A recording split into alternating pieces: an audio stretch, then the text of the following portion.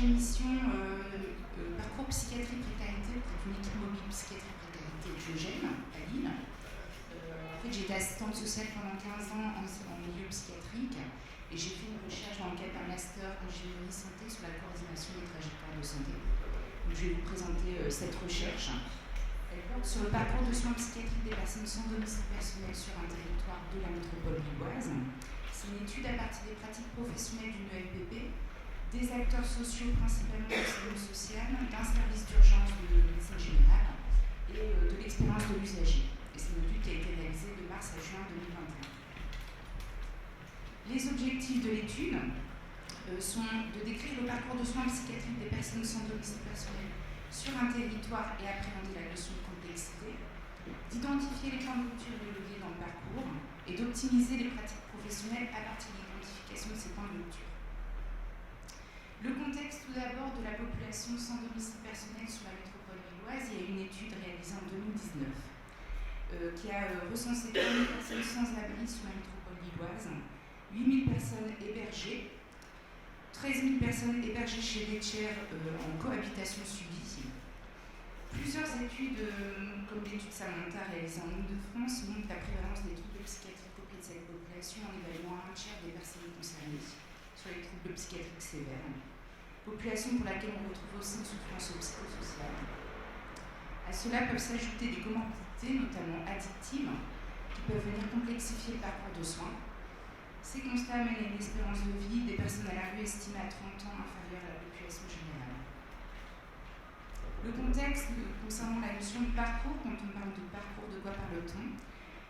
On distingue le parcours de soins qui est intégré dans le parcours de santé, qui intègre en amont la prévention et en aval l'accompagnement médico-social, qui lui-même est intégré dans le parcours de vie qui est une réponse aux besoins de la personne dans son environnement. Cette approche globale vise à une intervention coordonnée et concertée des différents professionnels sanitaires et sociaux et essentielle dans l'étude du parcours de la population tant les aspects sont liés. D'autre part, on attribue souvent le parcours de soins de ce public comme complexe. Le parcours est défini comme complexe quand l'état de santé, le handicap et la situation sociale de la personne implique de faire intervenir plusieurs personnes. Et souvent, la fonction d'appui est déclenchée par le médecin traitant.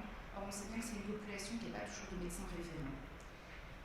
D'autre part, je me suis intéressée à une approche sociologique du parcours et aux travaux de François Sicot, qui est sociologue, et donc qui est particulièrement intéressante pour ce public, puisqu'elle replace les patients au cœur du parcours et définit celui-ci comme un système local de prise en charge autour duquel les acteurs interagissent et les patients développent des stratégies de recours ou non à ce système. Enfin, concernant le contexte pour la sectorisation psychiatrique des personnes sans domicile qui fait appel au territoire qui est essentiel quand on a une approche par parcours, un territoire où s'articulent les différents intervenants et qui répond à une logique de proximité de recours aux soins pour le public, à l'implantation des services d'urgence. L'étude porte sur le territoire de l'ELPP Diogène qui recouvre le secteur que vous voyez en rose et rouge. Donc voilà. Composé de 8 secteurs de psychiatrie qui dépendent de 3 établissements. Ce choix repose sur la nécessité d'appréhender les pratiques professionnelles à partir d'une équipe de psychiatrie précarité. Le constat que les personnes sans abri sur la métropole lilloise sont peu mobiles entre Lille et les communes du versant nord-est, c'est-à-dire Tourcoing et Roubaix, qui est le territoire de la EPP de la Révode. Et bien seulement située à 10 km, la population est peu mobile entre ces villes. Concernant la sectorisation pour les personnes sans domicile, elle est définie pour les personnes à la rue en accueil de jour en fonction de leur date de naissance et pour les personnes en structure d'hébergement en fonction du lieu d'implantation de la structure. Alors, la méthodologie de la recherche,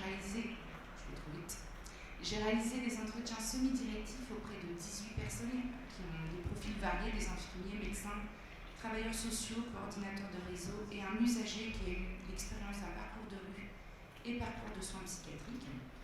Et mon approche repose sur la méthode de la Rosace, qui est en fait une méthode qui a été identifiée par l'ANAP, l'Agence nationale d'appui à la performance, qui a identifié 5 portes d'entrée dans le parcours de soins en santé mentale.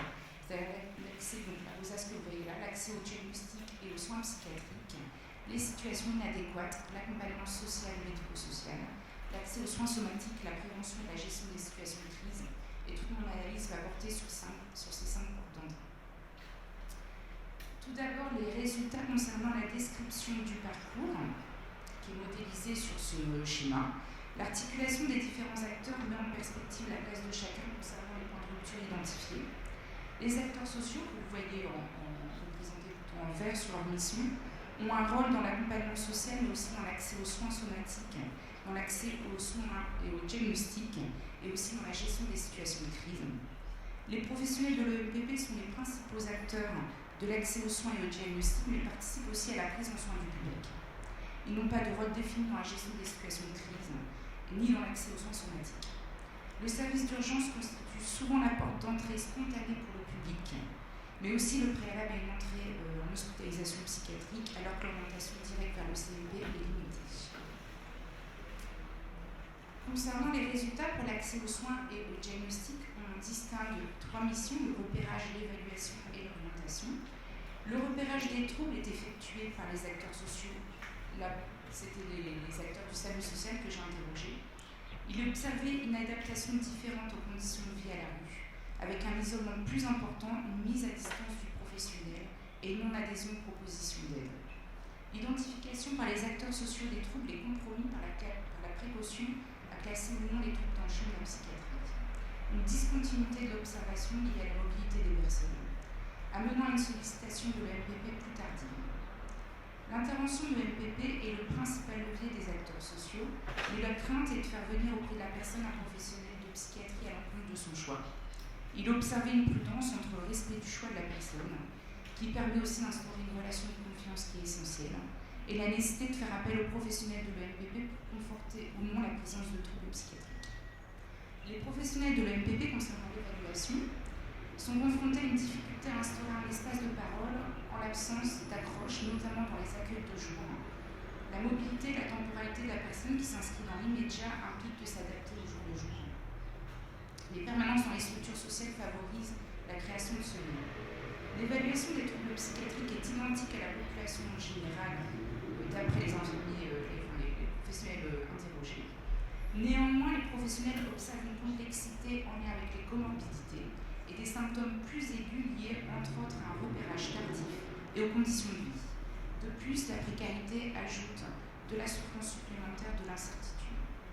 La complexité concerne l'émergence d'une demande de soins préalable à une orientation vers le CMP. Le rôle de l'EMPP est aussi d'évaluer la nécessité d'organiser une hospitalisation. L'absence de famille, de tiers conduit souvent à des soins sans consommation. L'orientation vers le secteur de psychiatrie nécessite d'appliquer la sectorisation en fonction de la situation de la personne, de sa date de naissance ou de son lieu de vie. Ce protocole est peu connu par les acteurs sociaux. Il est remis en question par les professionnels de l'EMPP. Bien qu'il garantisse une équité entre les secteurs de psychiatrie sur la prise en soin de ce public, il engendre un accès inégalitaire au CMP, certains ayant une proximité et une organisation plus ou moins favorable au public. La considération de la durée d'hébergement semble être un critère plus favorable que la typologie de celui-ci, tout en considérant le lien établi avec le secteur et le choix de la personne. L'ensemble des professionnels observe qu'il est parfois nécessaire de convaincre le droit commun de la nécessité de la prise en soin du public, la situation étant perçue parfois comme relevant du social, et appelle alors à sensibiliser les professionnels sur la spécificité du public. Enfin, en lien avec l'évolution du public, la barrière linguistique qui constitue un réel frein à l'orientation vers le secteur de psychiatrie. Concernant les situations dites inadéquates, l'hospitalisation est souvent la porte d'entrée dans les soins pour le public. Elle est parfois envisagée en réponse à l'épuisement des professionnels, des travailleurs sociaux du secteur, des professionnels du secteur social, face à la gestion des troubles dans un collectif notamment.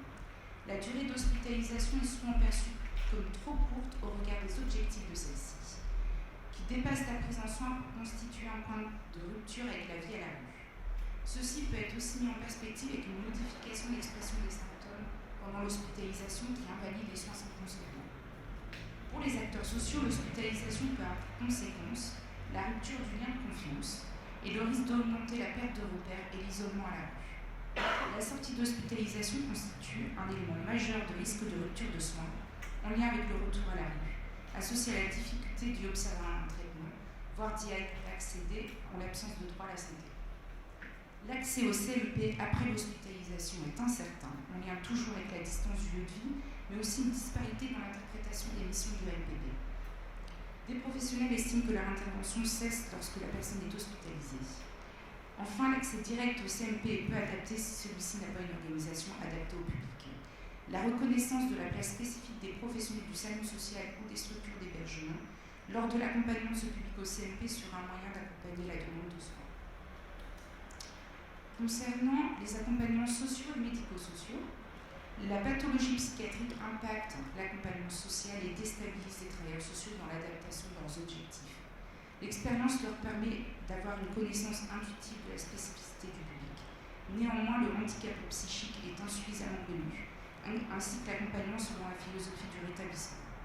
Les professionnels de l'EMPP assurent cette mission de sensibilisation sur les pathologies, mais de façon informelle, mettant en perspective le besoin de déployer un programme de formation qui développe les compétences des travailleurs sociaux.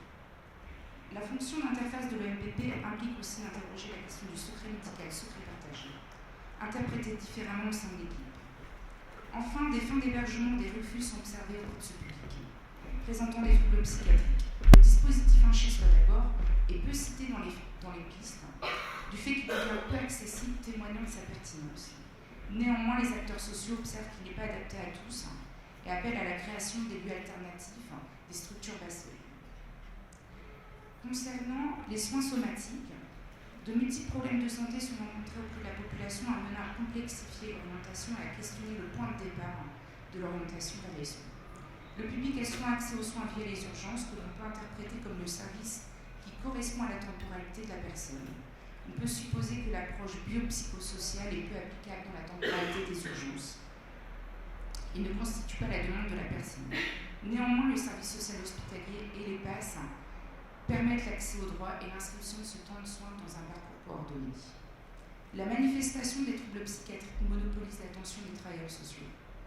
Ce constat est observé aussi aux urgences, où l'agitation et le comportement peuvent amener à limiter l'observation du corps. A l'inverse, pour les professionnels de l'EMPP, l'approche par le somatique est le moyen de rentrer en relation. À cela s'ajoute l'absence de droit à la santé, qui concerne la plupart des personnes à la rue. Ce point n'impacte pas la prise en soins en milieu hospitalier, mais peut engendrer un risque de rupture de traitement à la sortie. Enfin, concernant la prévention et la gestion des situations de crise, le repérage tardif des troubles, liés à l'isolement des personnes, la discontinuité de l'observation, l'absence d'étayage familial, sont autant de motifs à l'encontre d'une prévention de ces situations de crise. La formation des acteurs sociaux sera un levier, ainsi que l'identification des modalités de réponse par le service d'accès aux soins, le SAS, aux demandes des acteurs sociaux. Il s'agit aussi d'introduire une réflexion sur la notion de crise et d'apporter des outils aux acteurs sociaux qui leur permettent de solliciter les services d'urgence de façon efficace. Enfin, cet aspect du parcours met en exergue le besoin d'instaurer un temps de réflexion sur la question de l'urgence, la non-assistance à personne en danger, le consentement, le respect des libertés en s'appuyant sur une démarche éthique. Ensuite, les résultats concernant l'expérience du parcours vécu par l'usager. Là, vous voyez qui est schématisé en parallèle le parcours de vie d'une personne et son parcours de soins. Les enseignements du témoignage du parcours vécu par l'usager sont multiples. Tout d'abord, les hospitalisations, toutes sans consentement. Une première qui est marquée par la mise en place d'une mesure de protection pour laquelle le choix du mandataire n'a pas été entendu, impactant plus largement la confiance en l'institution. Une première hospitalisation qui correspond aussi à l'entrée dans la rue. La personne a perdu son logement à ce moment-là. La personne concernée décrit alors l'adaptation rapide aux conditions de vie à la rue avec une banalisation de cette période, estimant avoir eu la chance de ne pas subir de violence à la rue. Puis une deuxième hospitalisation dont la courte durée est associée par l'usager à la conséquence de son absence de participation. Enfin, une dernière hospitalisation qui marque une réelle entrée dans les soins, la rupture avec la rue, la recherche des liens familiaux. L'usager évoque un déclic qui a permis une autre considération de ce temps de soins, faisant référence à des aspects spirituels. Cette dernière étape du parcours est fragile, d'une part puisque la personne associe l'entrée dans le logement à l'isolement, qui constitue un facteur de vulnérabilité, d'autre part l'absence de compréhension de la pathologie, des motifs de prise en soin, de l'intérêt du traitement et des risques liés à son arrêt, mettent en perspective l'intérêt de proposer de la psychoéducation à son public. Enfin, le discours centré sur la maladie, la contrainte, l'idée d'incurabilité laisse peu de place à la valorisation des ressources, de ses forces, d'une vie satisfaisante malgré les limitations pathologiques. En résumé, les différents points de rupture que vous voyez en jaune et en bleu vert les leviers. L'étude présente plusieurs limites. D'une part, tous les acteurs du parcours n'ont pas été interrogés et notamment le secteur de psychiatrie n'a pas pu être interrogé, ce qui est réellement un frein, mais ça impliquerait une étude à part entière. D'autre part, la recherche n'a pas mis en perspective le parcours de soins de toute la population à la rue, notamment sur la population migrante pour laquelle on aura d'autres aspects qui constituent la complexité. Enfin, le recueil d'un seul témoignage du parcours de soins psychiatriques pose aussi une limite en termes de généralisation des enseignements. Il aurait été intéressant d'analyser plusieurs récits pour mieux identifier les phénomènes à l'origine des ruptures dans le parcours. Les perspectives, rapidement. Tout d'abord, les constats appellent un ajustement des pratiques professionnelles de l'EMPP Diogène dans le parcours de soins qui permettent de prévenir les points de rupture identifiés. En s'appuyant sur la circulaire de 2005, l'EMPP se positionne principalement dans la mission d'accès aux soins. Or, les besoins repérés encouragent à valoriser le rôle d'experts auprès des équipes de psychiatrie pendant l'hospitalisation ou la prise en soins au CMP, permettent de donner du sens à l'hospitalisation quand elle est nécessaire en l'inscrivant dans un avant et un après, en garantissant la continuité des soins et l'inscription du parcours de soins dans un parcours de vie hors de rue. Et enfin, perspective, dans cette même optique, agir sur le parcours de santé et le parcours de vie permettrait de prévenir les parcours de soins complexes. Pour cela, il s'agit pour le MPP de participer à des actions mises en place par les conseils locaux de santé mentale. Il s'agit en effet de prévenir les facteurs de risque associés au processus d'exclusion. Le repérage précoce permet d'éviter les conséquences des troubles sur le maintien au logement. Pour cela, l'intervention de l'MPP auprès de la population à haut risque de rupture au logement en lien avec des troubles psychiatriques est à réfléchir notamment dans le cas des expulsions. Le MPP peut aussi participer à promouvoir des pratiques favorables au rétablissement des personnes par le partage de leur expertise auprès des différents acteurs sanitaires et sociaux, en collaboration avec des médiateurs de santé. Il s'agit aussi de sensibiliser sur l'accès à la réhabilitation psychosociale et la reconnaissance du handicap psychique si nécessaire. L'ensemble de ces actions peuvent s'intégrer avec les priorités définies dans le PTSM de l'agglomération lilloise. Et pour conclure, c'est la dernière. L'approche par parcours permet de mettre en perspective les pratiques professionnelles et les missions de chacun, les interactions entre les acteurs.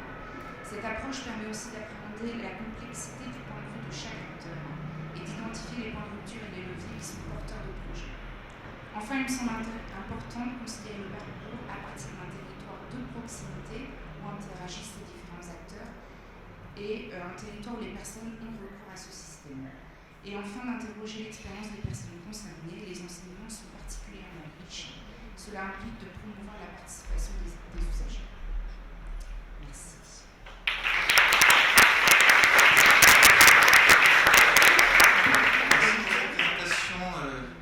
Très dense, ça on a un espèce d'énorme panorama de toutes ces questions-là.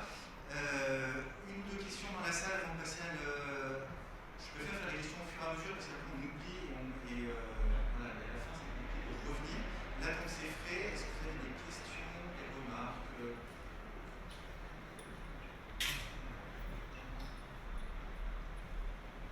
Merci. Oui, très court. Est-ce que c'est parcours de soins ou parcours d'accès? C'est une bonne question. C'est une bonne question. Alors c'est vrai que moi j'ai pris en sens parcours de soins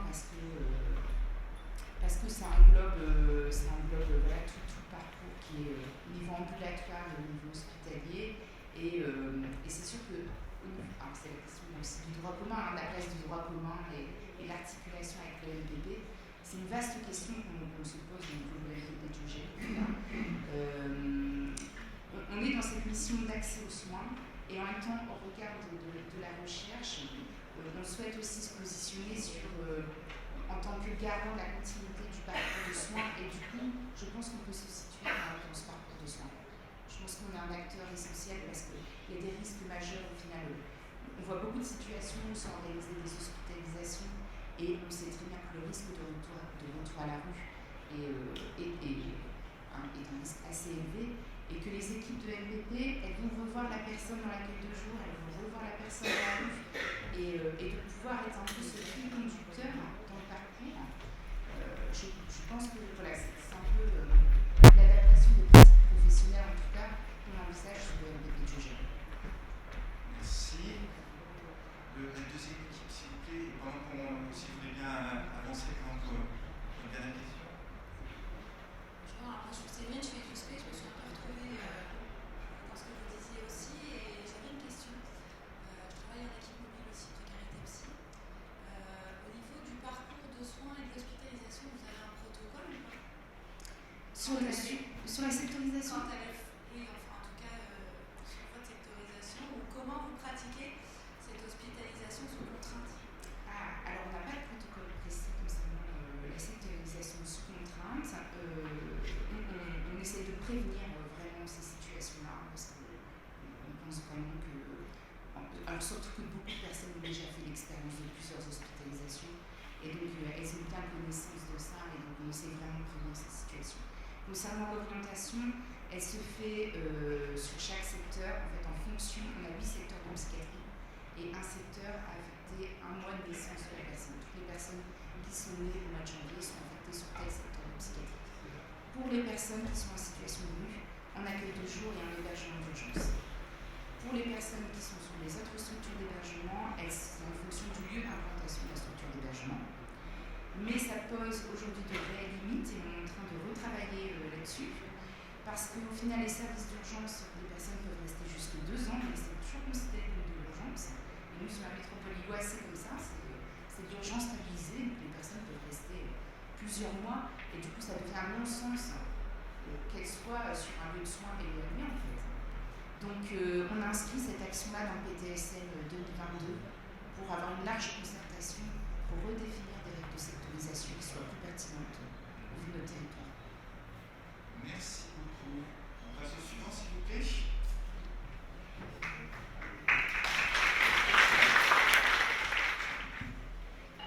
Bonjour à tous. On est l'équipe mobile psychiatrie précarité de Haute-Corse, Primour. On est ravis de vous accueillir dans la salle Saint-Pierre-Roubaud pour vous présenter un peu ce qu'on a fait. On est une équipe de nourrissons parce qu'on a à peine fêté nos 1 an il y a 5 jours. Donc soyez indulgents, merci pour votre bienveillance. Donc moi je suis le docteur Tardou Paul-Marie, je suis psychiatre à mi-temps sur l'équipe. On a aussi Muriel Rinaldi qui est infirmière, Martine qui est ici dans le public, Chloé qui est notre médiatrice en santé mentale, je vais vous expliquer un petit peu en quoi consiste son rôle, et Mélanie Guadjanti, notre IPA, qu'on a beaucoup de chance d'avoir. Et tout ça, ça se fait surtout grâce au docteur Graziani, qui est le chef de pôle de psychiatrie, d'addictologie et de gériatrie de l'hôpital de Bastia, qui est présente, tout le monde est présent. Nous, on va essayer de vous parler un petit peu de notre travail, qui est tout récent du coup, sur cette psychiatrie hors des murs dans les logements sociaux en Haute-Corse.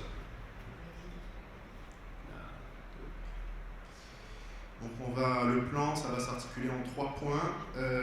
D'abord, je vais vous parler un petit peu de comment on fonctionne, dans quel contexte notre équipe a été créée.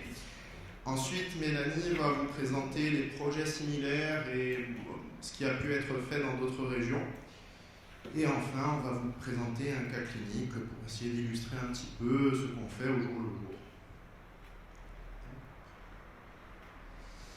Alors, donc, le contexte de la création de notre équipe, c'est, vous savez que les équipes mobiles sont en augmentation forte depuis à peu près les années 2000. En Corse, on est toujours un petit peu en retard sur le continent. On est toujours un peu en décalage, donc souvent, nous, on a été créé très récemment. Nous, en plus, Jérôme Albertine vous l'a dit dans la présentation, on a un statut d'île montagne, c'est-à-dire qu'on a beaucoup de difficultés à faire les trajets chez nous, parce que les routes sont en mauvais état, pour ceux qui ont pu les pratiquer, vous le savez.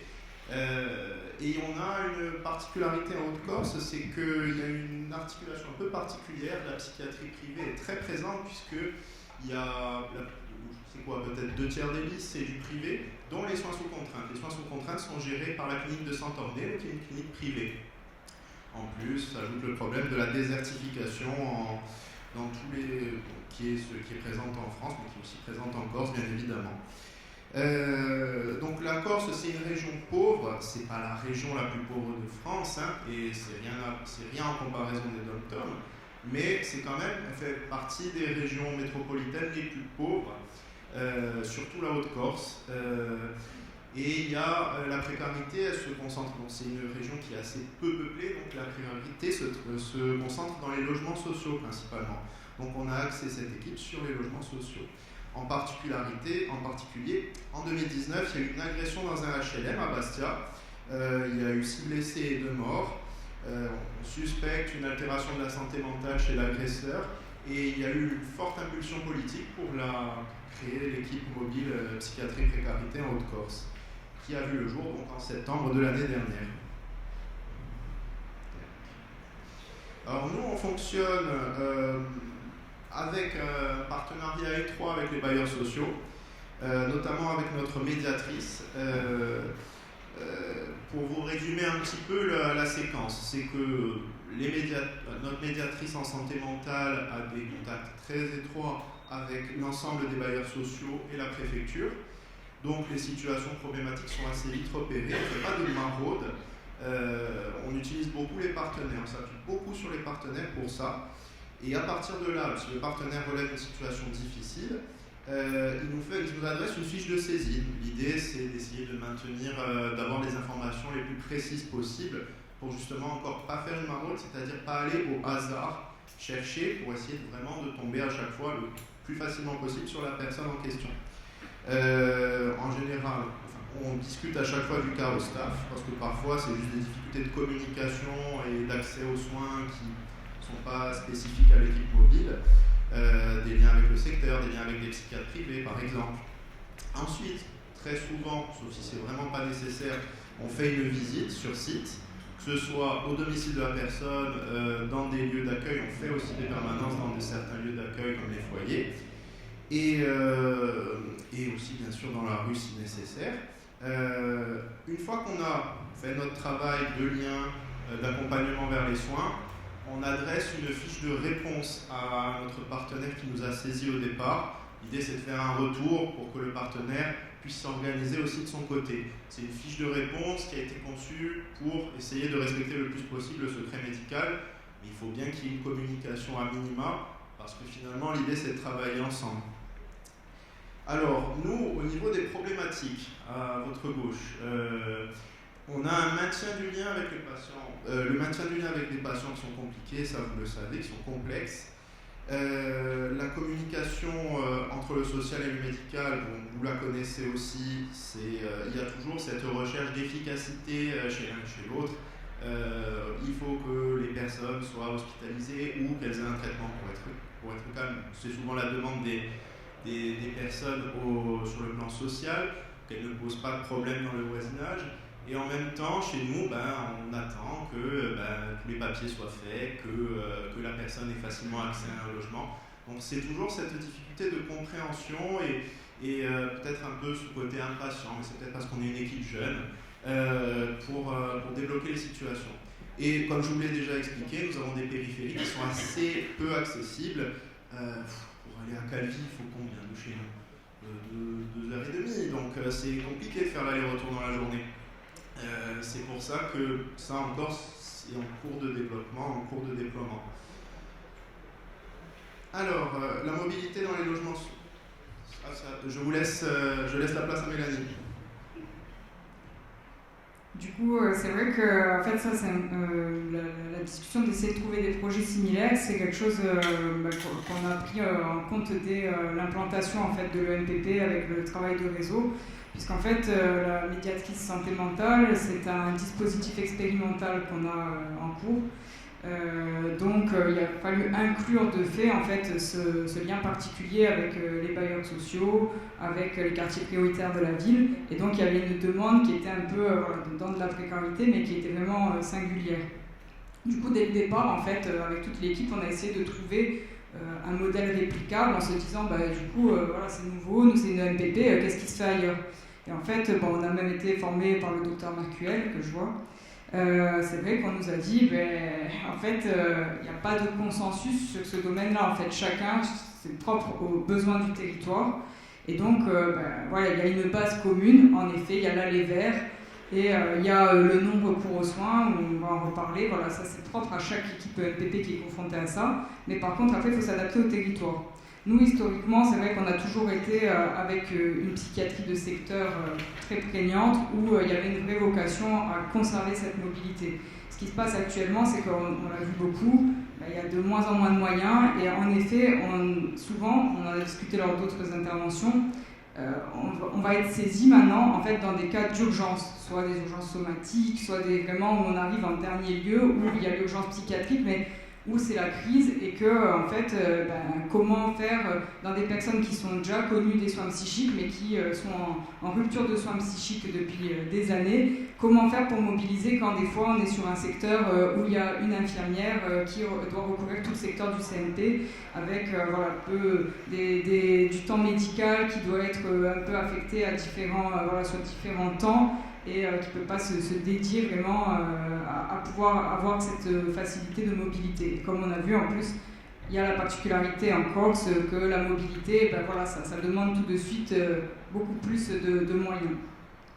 Donc après, ce qu'on a pu voir quand même, c'était qu'il y avait des équipes plutôt d'ordre associatif qui avaient fait des choses pareilles. En fait, c'était dans le cadre souvent d'appels à projets. Ils avaient fait c'était des équipes dans des grandes métropoles qui étaient dédiées en fait à cette prise en charge dans les logements sociaux. Donc on s'en est pas mal inspiré.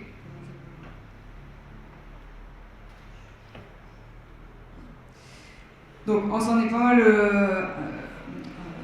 appuyé, comme je disais. Donc après, ce que je disais, voilà, c'est que nous, on s'est dit, on a vu qu'en fait, il y avait deux grands axes en fait dans les EMPP. Donc l'allée vert, ça c'était incontournable pour nous. Et après, il y avait des équipes qui étaient plus axées, parce qu'elles étaient vraiment spécialisées, donc axées sur, on prend en charge, on fait de la réhabilitation psychosociale, et on est vraiment, on évite à tout prix le recours vraiment à l'hospitalisation. Nous, on ne peut pas se dédier à ça, puisque comme je vous disais, on est vraiment dans l'intervention de crise, donc on s'est dit on va quand même garder cette philosophie des EMPP, on va aller vers, et surtout on va devoir travailler sur cette réactivité dans le temps, et cette clinique du non-recours, comme on peut appeler, puisque en effet on arrive chez des personnes qui en fait ne sont pas dans une demande, et c'est assez nouveau ça pour nous. Après, voilà, on a pu s'appuyer puisqu'il y a d'autres personnes. Alors, on s'est rendu compte que la deuxième grand axe des EMPP, c'est on a vraiment un grand travail de réseau et de sensibilisation en fait à la santé mentale des partenaires, quoi. Et en effet, il y a pas mal d'équipes pour le coup là qui ont travaillé, dont on s'inspire justement à produire en fait des écrits qui peuvent être mis à disposition de non-professionnels de la santé. Et donc on est aussi en lien avec l'ARS et l'UNAFAM à essayer de pouvoir mettre une formation spécifique à tous ces partenaires qui sont très en demande et de supervision, etc. Voilà, on va un petit peu vous illustrer maintenant avec un cas clinique en fait vraiment notre activité. Donc en novembre 2021, un bailleur social nous a saisis pour un monsieur qui habite dans son logement sur la ville de Bastia.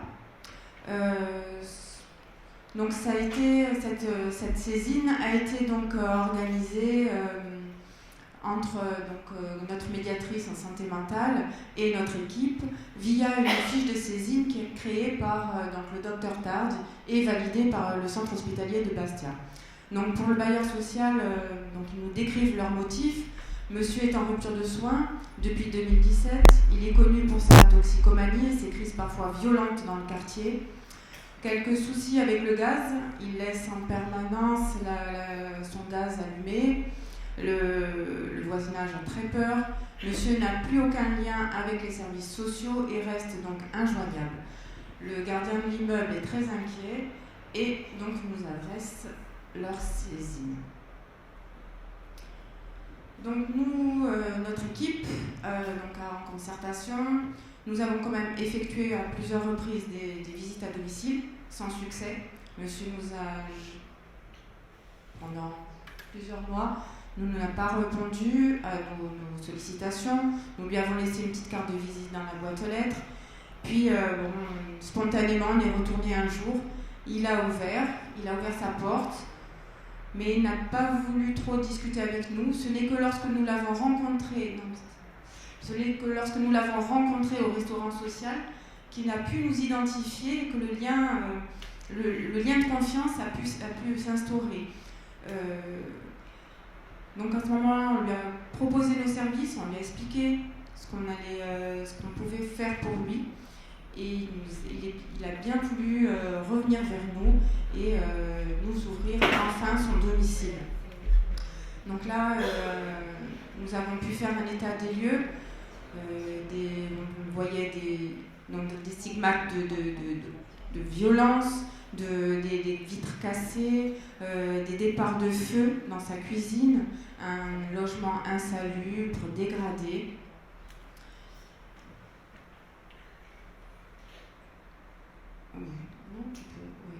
Sur son profil. Voilà. Donc je vais vous présenter un petit peu l'histoire de la maladie de notre patient, Monsieur G, donc 59 ans. Un profil héboïdophrène avec décompensation psychotique occasionnelle. Il a eu plusieurs hospitalisations, dont une dernière en 2017 pour troubles du comportement et détérioration de son logement. Donc, monsieur a eu plusieurs hospitalisations, que ce soit en soins sous contrainte ou en soins libres. Ses antécédents somatiques, donc une prothèse de hanche suite à un accident sur la voie publique, il avait été renversé par un véhicule, une hépatite C chronique, une anémie ferriprive chronique. Au niveau de ses antécédents addictologiques, monsieur est un ancien héroïnomane, opiacé, il consommait des speedballs, de la Ritaline, qui est actuellement sevré. Il est sous traitement de substitution sous Subutex. Plus de suivi avec la DPS depuis 2017 et dernièrement une hospitalisation en soins libres en secteur 2 en centre hospitalier en 2021. Donc Monsieur G est originaire de la région parisienne. Il a été adopté à l'âge de 5 ans avec son frère jumeau. Il est célibataire, c'est un ancien régisseur de théâtre arrivé en Corse en 1995. Il est locataire donc dans le parc social depuis 2007. Au niveau de sa situation financière, il a une pension d'invalidité, un complément AH, il perçoit des APL et un RLS. Cependant, monsieur a une condamnation avec une dette de 14 000 €. Et donc, on lui saisit 150 € par mois, ce qui le précarise davantage.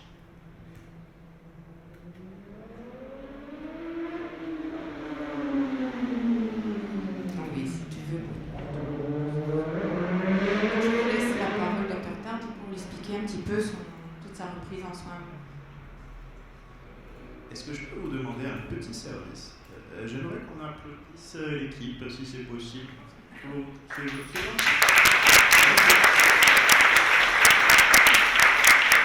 Ils le méritent, ils ont beaucoup travaillé. Donc je vais conclure pour essayer qu'on reste à peu près dans les limites du temps. Donc c'est un monsieur qui a des délires paranoïdes de persécution sur ses voisins. Au niveau de la prise en charge, on a essayé de l'hospitaliser en soins libres. Le monsieur est très vite parti, malheureusement. Il y a un suivi qui a été mis en place avec un infirmier à domicile, qu'il a relativement bien accepté. On a réussi à mettre, malgré un traitement antipsychotique qui prend plus ou moins. Après, on a fait beaucoup de travail au niveau social grâce à notre médiatrice en santé mentale. C'est pour ça que je voulais un peu insister là-dessus, parce que c'est peut-être le point où finalement on s'y fait aussi notre spécificité. Donc c'est un travail aussi sur le plan social, notamment au niveau du logement. On a réussi à faire un plan d'apurement, négocier avec le bailleur. On a fait beaucoup de médiation avec les entreprises pour remplacer tout ce qui était défectueux. Au niveau de la santé, après on a fait des démarches un peu plus générales. On n'a pas d'assistante sociale, hein, mais on a notre Madame Manin qui fait ce travail d'assistante sociale aussi, avec la mise en place de la CNU, avec les prises en charge avec la médiation avec l'huissier, avec la médiation avec la compagnie des eaux, le retour avec tous les papiers, la demande de mise sous protection. Donc il y a eu beaucoup de choses qui ont été faites finalement au cours de ces mois sur le plan social, peut-être même plus que sur le plan médical. Et l'intérêt aussi, c'est la demande, elle est souvent sociale, donc l'intérêt de passer par cette demande sociale, c'est aussi d'améliorer le lien avec le patient. Donc il y a une création d'un lien de confiance qui se fait grâce à cette approche sociale aussi. L'intérêt, c'est de garder cette continuité au niveau du parcours de soins. Comme on disait, le secteur a beaucoup travaillé, surtout en Haute-Corse, au niveau de l'aller vers, parce que c'était dans sa culture. Mais c'est vrai que, vous le savez vous aussi, hein, on est le parent pauvre, du parent pauvre, des priorités gouvernementales. Donc au bout d'un certain temps, on est obligé d'innover pour pouvoir aussi avoir des fonds et avancer. Donc nous, on essaie de prendre le relais au niveau de ce aller vers, parce qu'on a un peu plus de temps consacré à ça que le secteur, actuellement. Je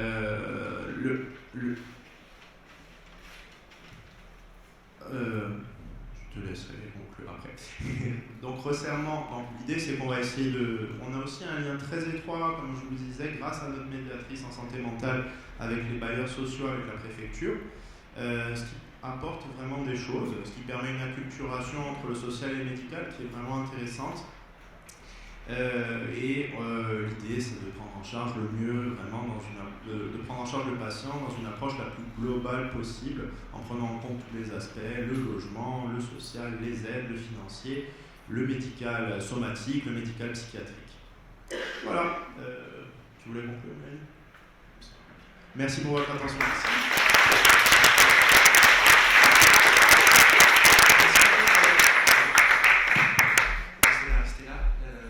Merci, c'est toujours touchant de voir la naissance d'une équipe, hein, et vous l'avez bien partagé, on y était presque.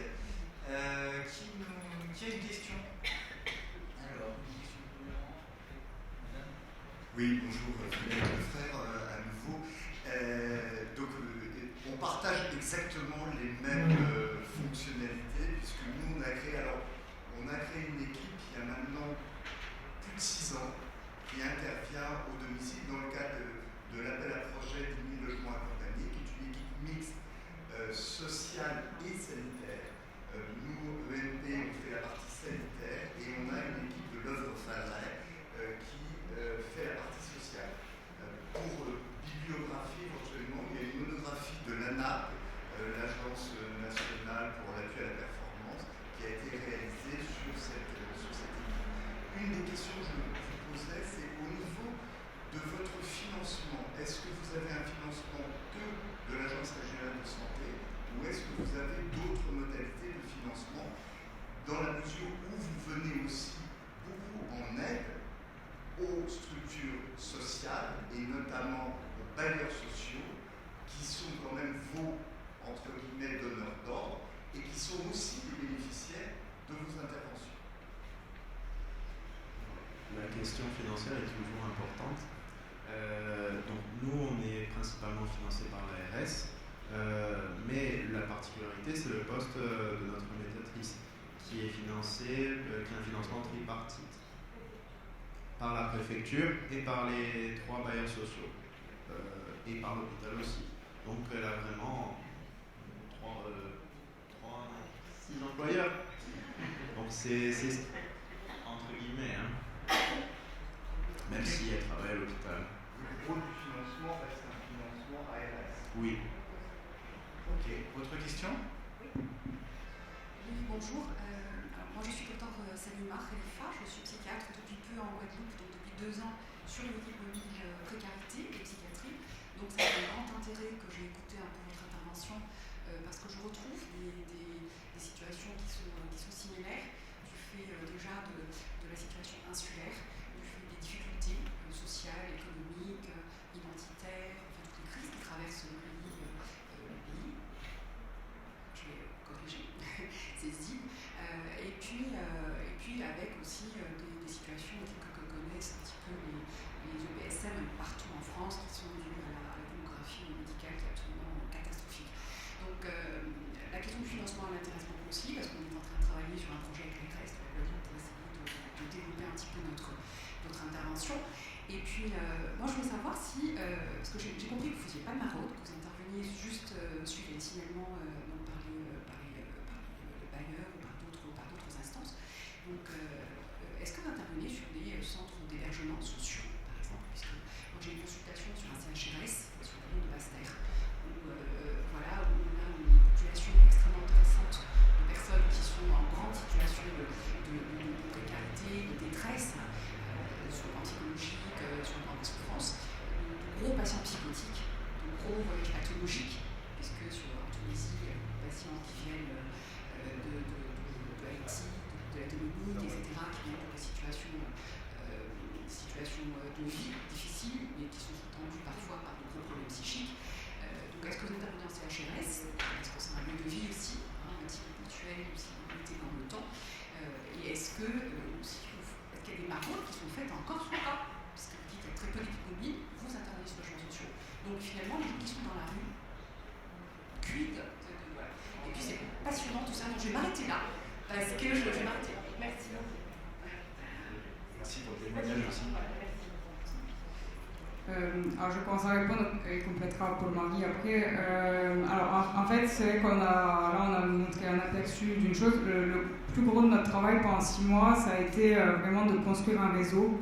On a été auprès de tous ces partenaires, justement pour avoir, pas comme des sentinelles, le mot n'est pas, mais voilà, des personnes qui quand même seraient... Donc, on veut les former après un peu plus, les sensibiliser pour justement avoir des personnes ressources, mais on en a déjà. On a beaucoup de personnes ressources qui, du coup, nous identifient et on travaille très en lien, du coup, avec ces partenaires via cette saisine qu'on a fait. Et du coup, en fait, en les rencontrant, on a fait tout comme un audit, en fait, impulsé. Le docteur Gradian nous avait dit, voilà, il faut aller voir de quoi ils ont besoin, en fait, pour créer vraiment l'équipe au plus près de leurs besoins. Et du coup, on a fait le point avec eux, on a vu ce qu'on pouvait faire, ce qu'on ne pourrait pas faire. Mais en effet, il y a différentes conventions qui ont été établies et l'équipe assure des permanences. Il y a beaucoup de permanences infirmières et des permanences aussi avec notre médiatrice santé mentale. Le docteur Tardy aussi va régulièrement, voilà, avec l'accueil de jour, avec... Nous établissons des permanences avec un foyer d'accueil à Fradenant, dont le directeur est présent dans la salle aujourd'hui, au CHRS de Fouriane, ensuite au restaurant social et sur l'association Partage, c'est en cours de validation. Merci beaucoup. Ces acteurs-là sont sensibilisés aussi et en fait nous saisissent, font du repérage et nous saisissent. Merci beaucoup. Bonjour ou rebonjour à tous. Je me présente, je suis Lydia Levaux, je suis infirmière sur l'équipe mobile de psychiatrie et précarité du CHU de Brest. Bonjour à tous, moi je suis James Osmond, je suis infirmier également à l'EQDIA sur l'équipe psychiatrie et précarité qui la particularité à Brest d'être accolée à la passe mobile. On y reviendra parce qu'il facilite pas mal de portes d'entrée, on en a parlé tout à l'heure, et de repérage.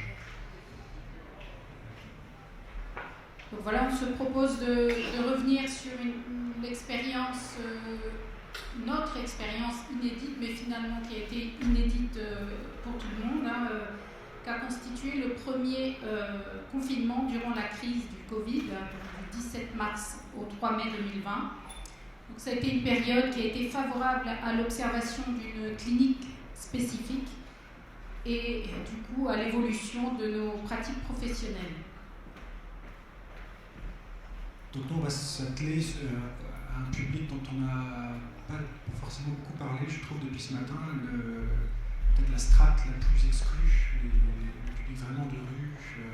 Alors chaque public on a intérêt à en prendre soin évidemment, mais la période du Covid a particulièrement mis en lumière la difficulté de mettre à l'abri, de confiner, d'offrir ce droit pour tous d'être confinés et protégés d'une ennemie invisible pendant la période Covid pour ces publics de grands exclus.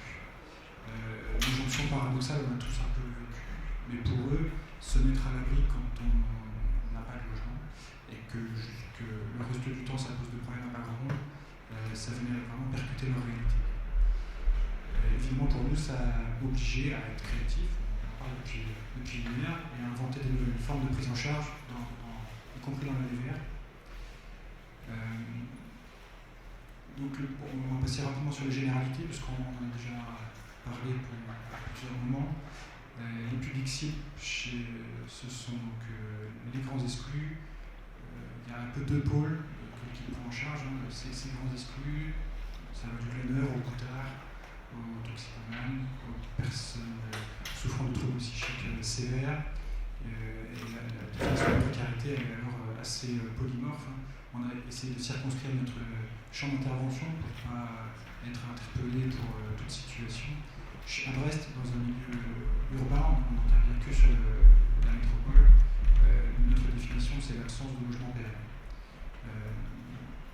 Alors évidemment, la précarité, ce n'est pas que seulement la pérennité, l'endroit où on dort. C'est aussi la difficulté à répondre à des besoins fondamentaux. On en a déjà parlé hier. C'était particulièrement prégnant pendant cette période du Covid. Donc la précarité, c'est également le quotidien de toute personne exilée, alors demandeuse d'asile ou sans papier, allophone, donc population que nous prenons également en charge. Ces personnes qui ont peu ou pas d'hébergement d'urgence, qui ont peu ou pas d'accès à la santé, en lien soit avec la réforme AME pour certains ou un délai de carence pour l'accès à la C2S pour d'autres.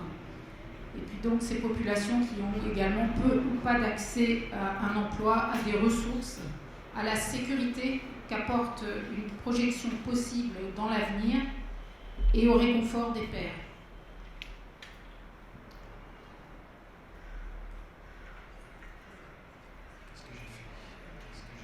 J'ai fait des bêtises. Donc la précarité, c'est tout un spectre, évidemment. La précarité sociale qui tient au statut administratif, on va en parler pour les personnes exilées, qui tient aussi à l'isolement, la solitude, la disparition d'une identité, de papiers administratifs, parfois même d'une quelconque existence vis-à-vis de l'administration. Il y a beaucoup de personnes qu'on connaît que sous pseudonyme, par exemple. La précarité financière, ça va de soi. Et puis la précarité sanitaire, pendant le Covid, elle était évidemment très présente. La difficulté pour les tests, pour la délivrance des masques, pour par la suite la vaccination, ça nous a incité à mettre en place des actions ciblées et puis, très spécifiques. Au cours des maraudes, par exemple, la distribution de masques, la proposition de tests ambulatoires sur une unité mobile, là aussi d'être créatif. La précarité elle est aussi sécuritaire, l'hypervigilance, l'absence de sommeil, les agressions à répétition. Et puis tout ça, ça aboutit forcément à une précarité psychologique, en particulier chez le public migrant, l'expérience de la claustration, d'être à nouveau confiné, à réactiver des vécus sur le parcours migratoire, là aussi de claustration imposée. Alors la souffrance psychique, c'est une notion qui est entrée petit à petit dans le langage courant. Elle questionne précisément le lien structurant entre un psychisme et son environnement social, avec ses ressources et ses carences. La précarité est pathogène d'un point de vue psychiatrique. Elle exerce une insécurité interne et externe. Elle impose l'impermanence de toute chose, l'impossibilité à se restaurer, à s'enraciner, à tisser des liens, à se projeter, à être visible et reconnu jusqu'au déni d'existence. Et donc les blessures narcissiques répétées sont le point commun de nombreux tableaux spécifiques à la rue, que l'on peut qualifier de la clinique de la disparition ou de syndrome d'effacement, comme l'a décrit le docteur Furtos en 2009. Donc, ce sont des tableaux dépressifs dont l'expression est là aussi diverse et contradictoire. On peut voir des renoncements passifs ou au contraire obstinés, un amenuisement des modulations affectives autant que des éruptions par des faits de violence, une amnésie sélective mais authentique et autres troubles de l'orientation dans le temps et dans l'espace, un comblement du vide et de l'angoisse par des intoxications variées, un sentiment de mort sociale, et là, paradoxalement, assez protecteur en termes d'idéation suicidaire.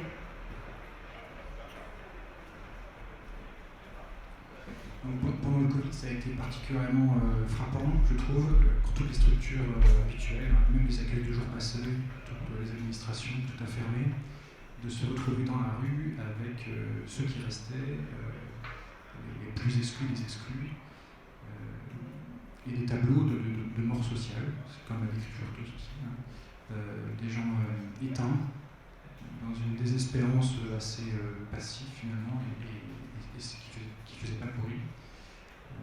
Et on se retrouve assez finalement désarmé face à ces tableaux-là, face à ce qu'on se projette, de nous sur cet état de dénuement aussi. Ça suppose donc des moyens, du temps, de la créativité. On a repensé les maraudes, on a créé des binômes éducateurs de rue, infirmiers, pour ne plus être simplement dans une vie sociale, mais à ce moment-là pouvoir apporter du soin aussi, en plus de ces maraudes sociales. Et puis s'appuyer aussi sur la pérédance. On a mentionné brièvement à plusieurs reprises dans les interventions, mais probablement que c'est un peu l'avenir. Comme toute expérience humaine de vulnérabilité extrême, renaître à la vie sociale, ça passe parfois par le réinvestissement de relations affectives très anodines, mais répétées, l'évocation de souvenirs partagés, d'un trait d'humour, d'un goût commun. Ça suppose de repasser encore et encore des dizaines de fois auprès de ces personnes pour retisser quelque chose, échanger pour renouer, parler pour nommer des choses indicibles, et que tout ça finisse par prendre corps et se colorer d'émotions et finalement réexiste. Ça passe par un simple salut le plus souvent, et puis tout en questionnant sa posture professionnelle. Dans la pratique de la maraude, moi je peux aller jusqu'à rester 1 heure à faire la manche avec quelqu'un, et puis finalement ça aide à renouer quelque chose. Alors est-ce que je suis dans mon rôle, est-ce qu'on le dépasse? Ça fait partie de ce qu'il faut superviser en permanence et garder le cap. On en parlait aussi.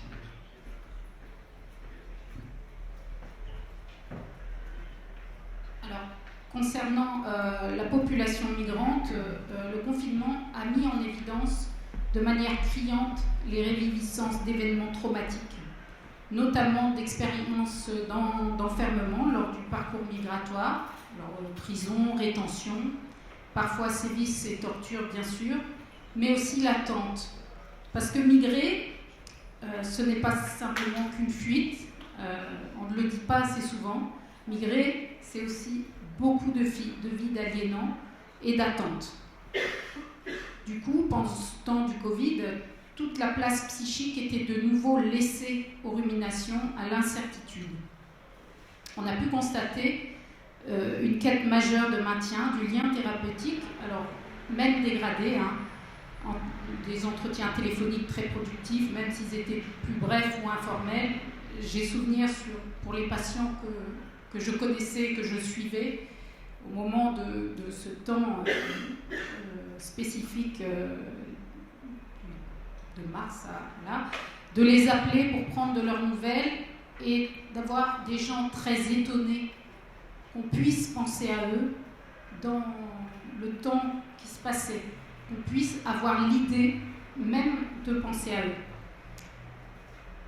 Pendant ce temps-là, on a souligné aussi une majoration des somatisations, de l'expression corporelle, physique, mais avec une dimension culturelle non négligeable, peut-être de défense psychique, pouvant aller jusqu'à la dissociation traumatique. Donc c'était une période très riche et intéressante sur le plan de l'observation psychopathologique. On a pu noter une bonne efficacité des traitements, mais aussi une réaction ambivalente, parce que aller mieux, c'était aussi plus que jamais se réapproprier des émotions qui avaient été mises à distance. Soudain, elles étaient plus prégnantes, plus fréquentes et plus intenses. Il y avait bien sûr tout l'enjeu de l'observation thérapeutique qui était évident. Et du coup, il fallait faire attention au risque de la levée d'inhibition qui était aussi plus important. Et là, pour rebondir sur ce qu'on a dit au début, chez nous, au CHU à Brest, le MPP et la PAS sont ensemble, en fait. le centre accueil précarité, avec ces deux entités. Et le fait d'être décloisonné, il y avait à ce moment-là un intérêt majeur, puisque si on avait besoin du médecin qui est sur la PAS ou de l'assistante sociale de la PAS, pour des situations, ça a été vraiment très très important à ce moment-là. Il reste que 3 minutes, on voulait vous parler d'une initiative qui, en tout cas innovante à Brest, dans une ville où il n'y a pas d'hôtel social, il n'y a pas d'accueil d'urgence. Au moment du Covid, évidemment, confiner les sans-abri, ça se posait de manière très majeure. Donc la ville a réquisitionné une auberge de jeunesse pour y confiner 29 personnes, sur des critères un peu restrictifs, pas de chiens, il y avait quelques critères comme ça, mais quand même une possibilité offerte pour qu'un confinement, qui puisse avoir accès à ce confinement comme tout le monde. Évidemment, ça a créé une réaction en face chez ces grands exclus qu'on ne voit jamais, qu'on ne questionne jamais, qui se sentaient tout d'un coup gênants, visibles, voire verbalisables, et qui ont eu la réaction de rejet de ce dispositif-là en disant qu'ils souhaitaient rester libres et puis que ce dispositif était très politique, hypocrite, voire opportuniste. Malgré tout, cette réaction-là, chez des gens qui jusqu'à présent nous calculaient pas beaucoup, ça a été aussi un support de mise en relation par la suite. Pour ceux qui ont pu bénéficier du dispositif, évidemment, le répit soudain, inédit pour ces hommes, la plupart du temps seuls, qui sont très rarement pris en charge par le 115, a créé quelque chose, une expérience humaine assez intéressante, un sentiment d'appartenance, de communauté humaine. Après tout, je mérite d'être protégé comme tout le monde. Une diminution de l'impériosité, on en a parlé tout à l'heure de ce mode de fonctionnement qui est propre à ce public. Finalement, quand le temps est restructuré, ici, le maintenant, ça restructure la temporalité et ça permet de se poser les choses. Ça permet une restauration physique, psychique, spirituelle, et puis à terme, pour certains, un avancement des démarches, y compris les démarches de soins. On a constaté, et ça, certaines études ont montré, que dans un milieu plus favorable, on évalue de toute façon mieux les tableaux de dégradation globale, alors que dans la rue ou en squat, dans les milieux dégradés, on a tendance à banaliser un tableau d'état général qui serait très dégradé. Donc là aussi, l'intérêt de la PAS et de découpler, d'avoir cette porte d'entrée somatique pour pouvoir atteindre des psychismes très refermés, c'est évident à ce moment-là. Bon, la lune de miel n'a pas duré très longtemps, évidemment. Mettre ensemble 30 personnes, 30 solitaires de la rue, tout d'un coup, forcément, ça crée des tensions. C'est venu aussi percuter les injonctions à se mettre en distanciation, alors que dans l'auberge, ils étaient tous en promiscuité. Certains considéraient qu'ils étaient moins protégés dans l'auberge qu'à la rue, qu'à l'air libre. Je vous passe sur l'éthylisme et puis les enjeux de rue qui se réactivent une fois qu'on est tous ensemble dans une cocotte minute. Par ailleurs, on a aussi observé à l'inverse des syndromes qu'on a appelés de la grotte, de la cabane dans le langage courant. On a vu ces syndromes-là aussi se recréer dans les chambres de la jeunesse, et puis pour les publics plus psychotiques, là, ça a été souvent intolérable, cette claustration imposée, et puis ce milieu trop circonscrit. Quand l'auberge a fermé, quand le confinement s'est terminé, c'était une libération pour nous tous, mais pour ces publics-là qui avaient une parenthèse un peu bénie de l'auberge, ça a été assez violent et un abandon assez brutal. Ça a même généré de revendications, voire quelque chose d'un peu syndical. Ça a fédéré, donc ça aussi ça peut être un support par la suite de relations. Pour autant, on n'a pas idéalisé cette expérience. On sait aussi qu'on a perdu beaucoup de personnes en route, des personnes avec qui le lien avait été créé sur les années, et qui, face à cette bunkérisation des institutions, cette absence, le télétravail, la non-réponse, l'incapacité à questionner, à contester, à prendre un témoin, le CCAS ou autre, il y a eu des réactions de fuite. Ça s'est passé dans tous les territoires. Pour survivre à cette angoisse de quasi-deuil des interlocuteurs habituels. Donc, interlocuteurs qui n'étaient pas présents en télétravail, Donc ça fait écho aux propos de Georges Devreux qui rappelait la nature traumatique du silence ou de l'absence de réaction dans toute relation humaine et l'incapacité native du nourrisson à faire la différence entre l'absence, le refus délibéré de réponse et la mort. Le rapport de France Stratégie sur la lutte contre la pauvreté au temps du coronavirus, qui date d'octobre 2021, souligne d'ailleurs que les risques sur la santé, sans rapport avec le Covid, ont été encore plus accrus pour les plus précaires, car ils n'ont pas de recours et ils ont des facteurs de comorbidité cumulés, ainsi que la surmortalité de mars-avril 2020, début du confinement, en particulier chez les populations de zones urbaines pauvres et denses et celles nées à l'étranger.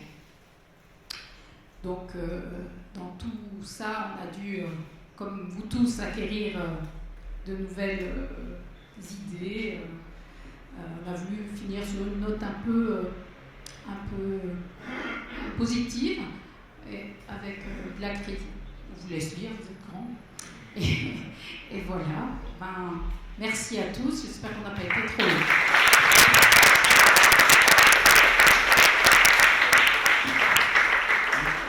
Merci beaucoup pour ce beau partage.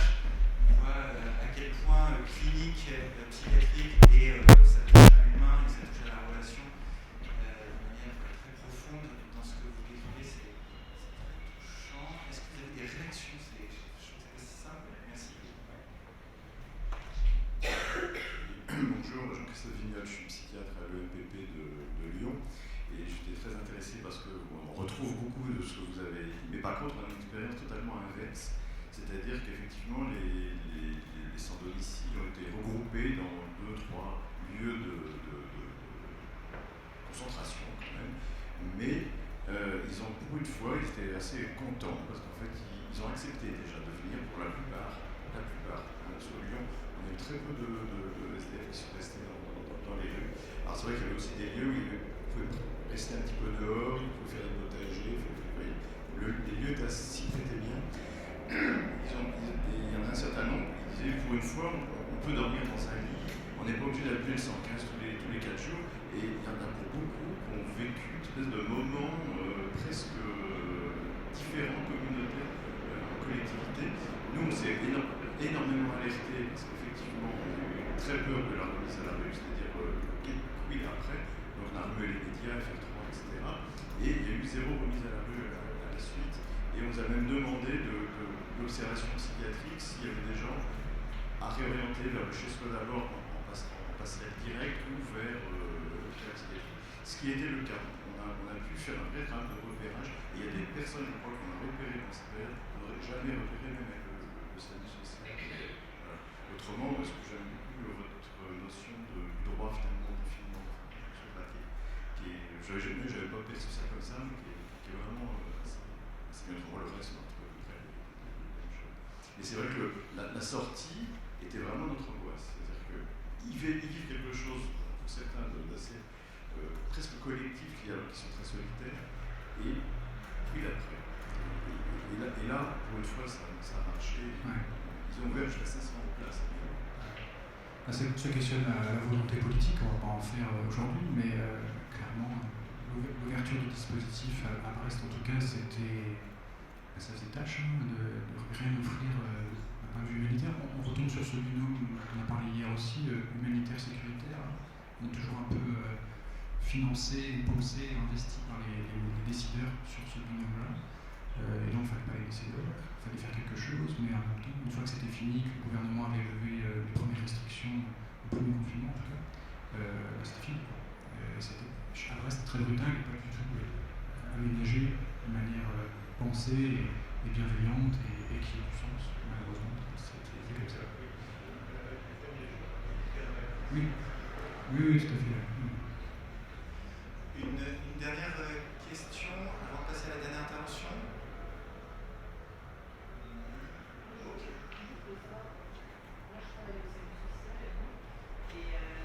Simplement de savoir, vous, quel est le travail d'articulation qui est fait entre l'EMPP, parce que nous on travaille effectivement l'EMPP qui a été décrit, l'EMPP et les associations qui s'occupent du logement, parce qu'effectivement on fait à la fois des maraudes Et on a à la fois tout un pan de l'association sur l'hébergement, voire même des hébergements un peu innovants pour des personnes qui ont fait des années de rue.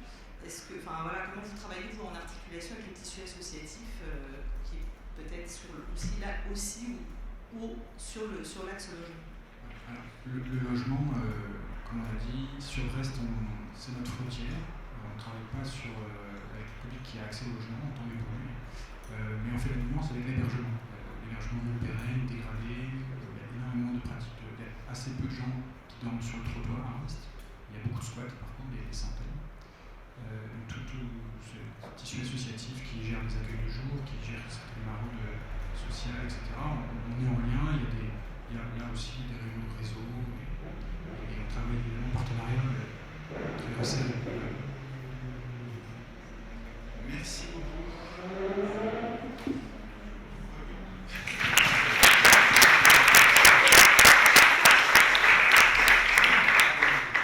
Alors, dernière interview. Vous avez un petit teaser sur le film que vous voulez expliquer. Alors bonjour à tous. Nous, on est une partie de l'équipe du SAMSA 78 de l'œuvre Fameret. Ma collègue Karine Carmouche qui est éducatrice, Isabelle Delounès qui est infirmière, Julien Fousson qui est le psychiatre de notre service, et moi je suis Isabelle Thomas, infirmière aussi au SAMSA. Alors le SAMSA c'est quoi? C'est un service d'accompagnement médico-social pour des personnes qui sont en situation de handicap. Nous sommes donc une équipe mobile spécialisée dans le handicap psychique, composée d'une équipe de terrain avec 5 soignants, 3 infirmières et 2 aides-soignantes et 3 éducateurs spécialisés. Nous sommes soutenus par un psychiatre, une psychologue, une chef de service et une assistante administrative. Nous sommes situés à Rambouillet et notre périmètre d'intervention correspond au centre et au sud des Yvelines. Notre service a ouvert en 2016, donc relativement récent. Nous intervenons sur notification de la MDPH sur une période qui est définie en moyenne de 2 ans, dans le but d'évaluer, de développer et d'aider à maintenir l'autonomie des personnes. Nous les accompagnons dans leurs projets, que ce soit dans le domaine de l'emploi, du logement, de la socialisation, des loisirs, mais également dans la mise en place des suivis médicaux. Donc tout ceci nécessite un travail important de coordination avec les différents partenaires, donc ça peut être les CLP, les assistants sociaux, Cap Emploi, les ESAT, etc. Nous rencontrons en binôme les personnes que nous accompagnons en moyenne 1 fois par semaine, mais ça peut être plus, ça peut être aussi moins fréquent en fonction des situations et des besoins. Nous les retrouvons chez eux à l'occasion d'une balade, dans un café, chez le médecin, tout est envisageable. Nous avons beaucoup de souplesse dans nos accompagnements, que ce soit au niveau du rythme des rendez-vous, des lieux de rencontre et aussi des annulations. Depuis septembre 2022, une antenne a ouvert sur le territoire du Grand Versailles pour répondre à la demande sur ce secteur. Donc les présentations étant faites, on arrive au thème de notre atelier, la gêne du Diogène. Alors pourquoi ce thème? Dans nos accompagnements à domicile, nous sommes souvent confrontés à des problématiques d'hygiène, à des situations d'incurie importantes où les personnes semblent être à l'arrêt. Ces situations nous interpellent, nous questionnent et nous inquiètent. Elles touchent souvent à nos limites, notamment lorsqu'il y a la présence d'enfants au domicile ou que la santé de la personne est mise à mal. Dans notre expérience, on a identifié 2 types de diogènes que nous avons renommés. Donc le diogène cracra et le diogène ultra-organisé. Pour vous mettre un peu dans l'ambiance, du coup, on va évoquer ces 2 situations. Moi, je vais vous présenter le diogène cracra. C'est une situation, une personne qu'on accompagne encore aujourd'hui.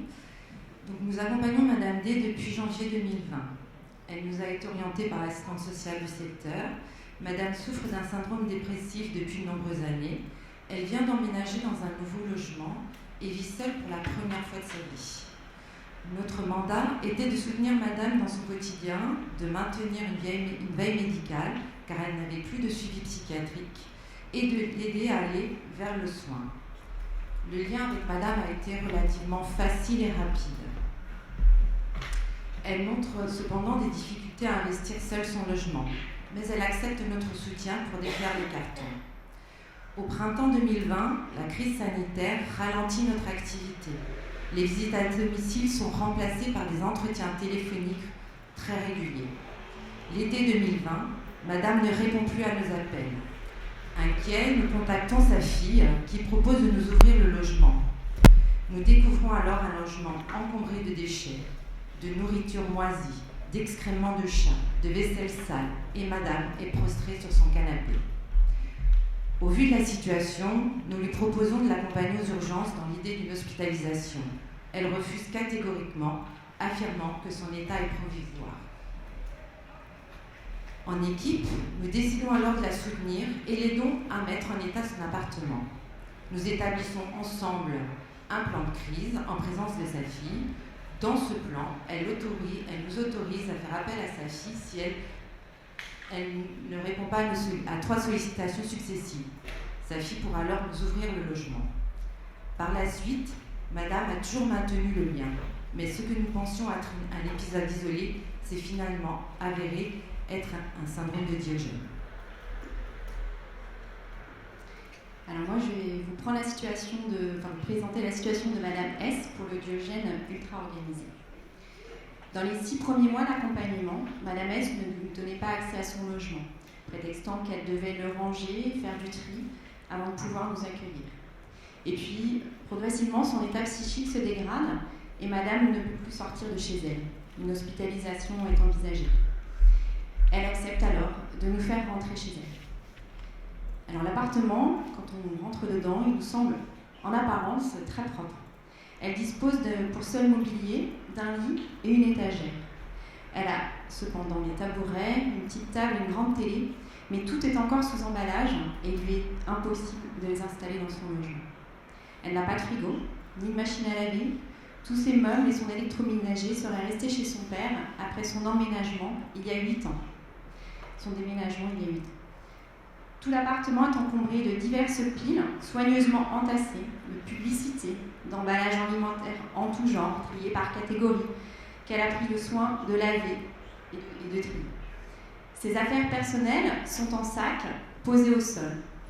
Nous découvrons également dans sa cuisine qu'elle a conservé des coquilles d'œufs qu'elle a nettoyées et gardées dans des boîtes plastiques. Elle n'a plus aucune source de lumière et débranche tous ses appareils électriques après utilisation. Du coup, quel impact ces situations de Diogène ont sur notre accompagnement? En rentrant au domicile des personnes, nous rentrons dans ce qu'ils vivent, dans leur maladie et leur souffrance. Il y a beaucoup de choses à dire, mais nous avons choisi de nous centrer sur ce qui se joue au niveau du lien de confiance. Dans ces 2 situations, l'accès au logement a été difficile. Dans la situation de Madame S, c'est le sentiment de honte, de peur et d'être jugé qui a rendu difficile l'accès au logement. Il a fallu d'abord créer un lien de confiance à l'extérieur. Et c'est finalement dans un moment de grande fragilité psychique que Madame nous a autorisé à entrer chez elle. Dans la situation de Madame D, nous avons été confrontés au déni. Elle peut nous inviter à rentrer dans son logement, particulièrement hostile, sans montrer de gêne. Pour expliquer les montagnes de déchets ou la présence de nombreuses bouteilles d'alcool, Madame dit que ce sont des personnes de passage chez elle qui laissent leurs affaires. Ce sont donc les autres qui sont responsables de l'état de son logement. Cela demande de s'adapter, ce qui n'est pas simple avec la gêne du Diogène. Nous devons parfois mener nos entretiens debout ou assis sur une pile de revues, se frayer des chemins au milieu des déchets et parfois des nuisibles et faire abstraction des odeurs. Il faut alors parvenir à mettre de côté l'environnement afin de se concentrer sur la personne. Mais parfois, l'environnement perturbe trop la relation. Il faut alors trouver des alternatives comme aller à l'extérieur ou trouver une personne ressource. Tout ça dans le souci de maintenir le lien, de ne pas fausser la relation, de ne pas faire semblant, car nous n'oublions pas que ce sont eux les experts de la relation. Toutefois, nous notons que le lien de confiance peut être à double tranchant. Il peut être bénéfique, car il permet d'échanger sur l'état du logement, chercher du sens à ses accumulations et d'évaluer ensemble comment se mettre en action. Mais il peut aussi altérer notre regard, voire notre accompagnement. Je suis référente de Madame D, je suis infirmière, donc les trucs cracra, moi c'est mon fonds de commerce. Je ne suis pas allergique aux chats et en plus j'habite à 10 minutes de chez elle. C'est plutôt pratique pour la douche post-intervention. Tout ça pour vous dire que je suis souvent allée au domicile de madame. Eh bien, à un moment donné, je n'osais plus. Quand on est rentré dans sa salle de bain, que je lui ai demandé si je pouvais l'aider à la nettoyer, elle m'a dit non, non, non, je fais toute seule, je suis trop tatillon. J'avais envie de lui dire quelque chose, j'ai pas osé. Moi, je ne voyais plus. Ce qui choquait mes collègues ne me choquait plus. Dans un souci d'objectivité, il nous semble important d'être vigilant, à tourner dans les situations, de discuter en binôme et en équipe de ce que nous vivons, voire de demander l'intervention d'une autre équipe. Ce fut le cas pour Madame D, où dans le souci de ne pas rompre le lien, de préserver cette relation de confiance, et parce que nous étions trop ancrés dans la situation, nous avons fait appel au groupe ERI, qui est une équipe d'intervention de crise, afin d'apporter un regard extérieur sur la situation et de rebooster notre accompagnement. Cette rencontre, organisée dans nos locaux, en présence de sa fille et de l'assistante sociale, a permis à madame de prendre conscience que le SAMSA intervenait dans des conditions d'hygiène difficilement tolérables. Le terme mini-cracra a été porté par l'équipe ERIC. Quelque temps plus tard, madame a fini par accepter l'intervention d'une société de nettoyage et la mise en place d'aides ménagères. Par la suite, nous avons pu noter qu'elle prenait plus soin d'elle et de son apparence. Alors en conclusion, nous pouvons dire que pour tenter de dépasser la gêne du Diogène, afin de poursuivre l'accompagnement, il faut préserver le lien de confiance. Il est nécessaire de faire du relais au sein de l'équipe, de favoriser les temps d'échange, et il est important de faire appel à une supervision extérieure si la situation est bloquée. En bref, c'est un peu plus compliqué que l'émission C'est du propre. Alors vous l'aurez sans doute remarqué, on n'est pas des habitués de ce genre de présentation. On s'est dit qu'une petite citation pour terminer, c'était pas mal.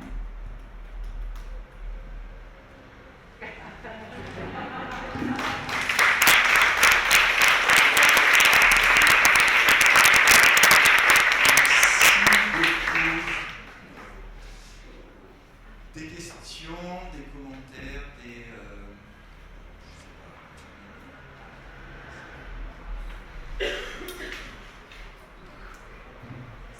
Merci beaucoup, elle s'exprime très fort, j'ai pas de questions. Merci beaucoup pour la présentation. Je me suis demandé du coup combien de temps avait pris l'accompagnement de cette dame dont vous relatiez la situation clinique. Pour le Diogène Cricra. Oui, exactement, cette dame-là. Alors du coup, on l'a rencontrée en janvier 2020 et elle fait toujours partie de nos bénéficiaires. Donc on est toujours dans ce suivi d'accompagnement et du coup, on est vraiment là dans la mise en action, c'est-à-dire que Madame a accepté, enfin ce qu'on décrit à la fin, Madame a accepté un service du jeune de l'extrême qui est venu faire un grand nettoyage chez elle et voilà, c'est la continuité du travail. Et en même temps, elle est tombée amoureuse, donc peut-être que le parcours de vie et le parcours de soins, comme on disait tout à l'heure, enfin, qu'il y a des liens en tout cas étroits. Et pour faire le lien avec les interventions de Sainte, elle a vécu un temps à la rue, on ne sait pas bien ce qui s'est passé pour elle. Et on n'a pas d'éléments sur cette période-là, mais on voit aussi dans ce qu'elle vit aujourd'hui, les répercussions, enfin, probablement des traces de ça, on n'est pas très affûté sur cette question-là, mais du coup, je pense qu'il y a vraiment des liens avec ce que vous disiez.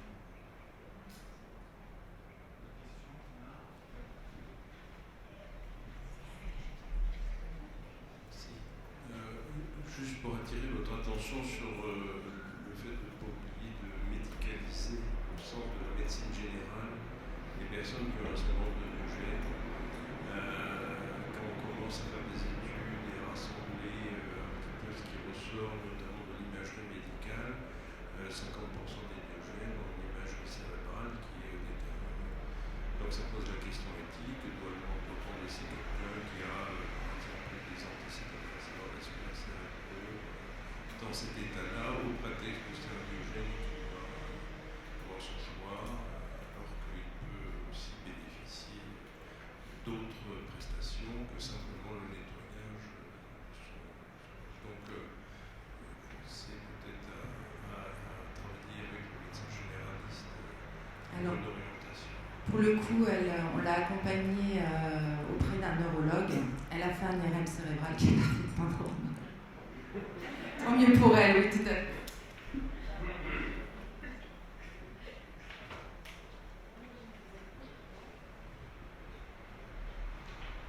Je voulais savoir comment ça se passe quand vous mettez en place d'autres services.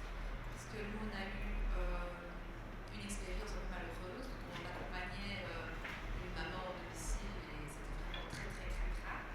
Et donc, on a dû mettre en place une infirmière pour la gestion. Et elle n'a pas pu tolérer les crottes de chien, la saleté. Donc, elle a fait un traitement à la Société royale de protection des animaux. Et voilà, elle a hospitalisé les animaux, elle a fait des décès. Alors que nous, on travaillait vraiment conjointement sur le domicile sur le propre, parce qu'elle a accès des soins. Voilà.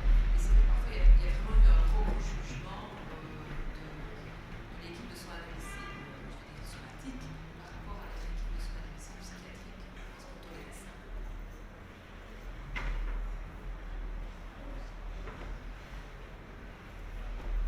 Alors, pour le coup, des interventions comme ça quotidiennes d'infirmières libérales, c'est vrai qu'on n'a pas été confronté à ça.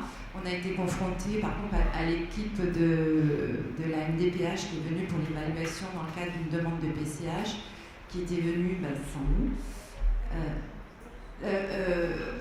Pension compensatrice du handicap. Prestation des auxiliaires de vie. Voilà.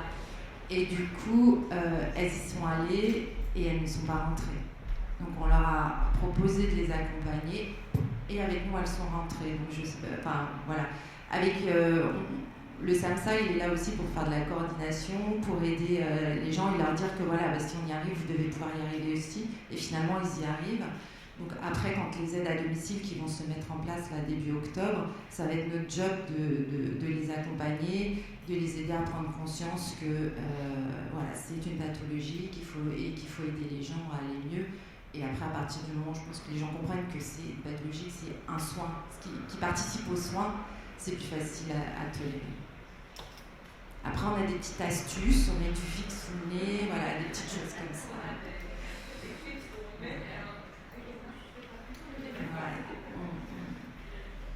Merci beaucoup, merci à tous les intervenants.